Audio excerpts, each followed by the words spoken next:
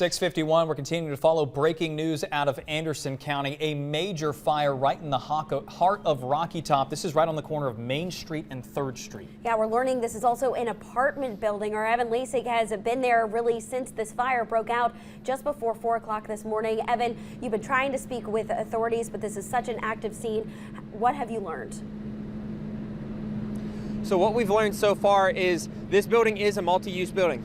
This is a 5-apartment building. There are no confirmed cases yet on if there was anybody in this fire when it struck up. But what we are seeing right now, we've seen it really go from the stages. We saw it come in as we were driving in around 5:15. We saw the smoke. We got here, it was all just gray plumes, but then we moved here and you could really see exactly what the fire has done. We saw it spitting out that windows. If you're looking into that bottom window right now, you can see the flames in the back. They were able to get the front flames, able to put those out as it was trying to spread up the walls. They were able to extinguish those flames, but you can kind of see the flames still sitting in the back right now because this is a longer building that they cannot hit right now. So they're spewing water in from the roof, trying to hit anything that they possibly can to make sure those flames do not reignite and spit back up and cause even more damage to this building because they do not want a building collapse. So it is shut down right now on the Main Street strip from 3rd Street to 4th Street.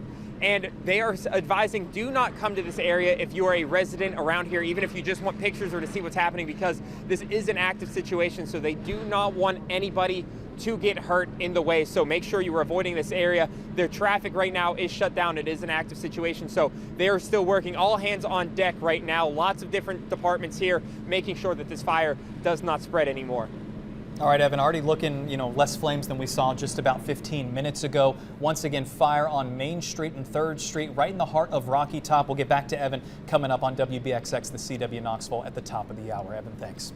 Well, this morning in Knoxville, city offices, including City Court, are open during normal business hours. CAT buses running on normal snow routes, but multiple detours have been added for CAT buses to avoid any icy spots. And trash pickup is going to continue today. They're going to get your trash and recyclables, but service is running a day behind, so Monday's garbage is being picked up today. An overflow of trash that doesn't fit into the garbage bin should be bagged and set next to the bin. And while the main roads are clear, a lot of the side roads are not. They look like this. Many neighborhoods still covered in ice, thick ice, even slicker than before. This is Fred Hickey Road off Middlebrook Pike in West Knox, an absolute mess. Multiple cars sliding off the road and into a ditch. And it's been 114 years since we've had this much snow stay around this long. The last time was back in 1910. The cold and freezing rain made road conditions even worse, of course, and while main roads are clear, the city and county now getting to more side roads, neighborhood streets, areas where the sun is hard to find. They're hopeful that the warm weather on the way today and the rain can do wonders to get rid of some of this ice. We live in a very hilly environment. Even some of our trucks struggle, right? So I know that there's people that are very frustrated and ready to get out of their homes, and really just ask them to continue patience. The end is near, and again, we're doing everything we can, especially, today with the warmer weather. Even though we know it's going to be over soon, we're getting out there as much as we can to help out. And crews say they're working and getting to people, but hills and ice are causing them problems as well. Well, the Tennessee football team had a good season on and off the field. Yeah, the athletic department tells us 20 members of the football team named to the dean's list. 13 Vols graduated with their degrees. Also a record-setting semester as the program earned an overall 3.0 GPA for the 3rd consecutive semester. Classes for the spring start today. 6:55, we do want to get a check of your first alert traffic with Kristen Allen. Good morning. Smooth sailing if you are out and about on the roads this morning. Here's a look there at pothole patching you can expect to see out on your roadways, including 640 east at Rutledge Pike, 40 in Loudoun and Roane counties, 75 in Campbell County, and then State Route 63 from Harrogate to La Follette. You can expect to see crews out there patching potholes along those routes. Let's get a quick look at those drive times. You can see everyone is up to speed and on time so far this morning. 75 south from Raccoon Valley Road to 640, taking you only 9 minutes. And waking up this morning warmer than we were yesterday. 33 right now in Knoxville, 31 for Washburn, 36 Morristown, 40 when you get into Crossville.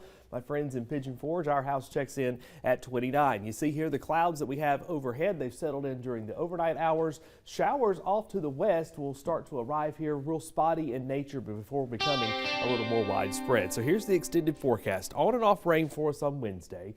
becomes more widespread on Thursday with some heavy downpours, a soggy day on Thursday. That's the reason for the first alert weather day. We could have some flooding and runoff issues as we go into the latter part of the day on Thursday into Friday. More rain will be with us for the weekend cooler next week. All right, Kyle, thank you very much. We'll be back out to Rocky Top, the latest on that fire. We'll continue your first alert weather and traffic on the CW Knoxville.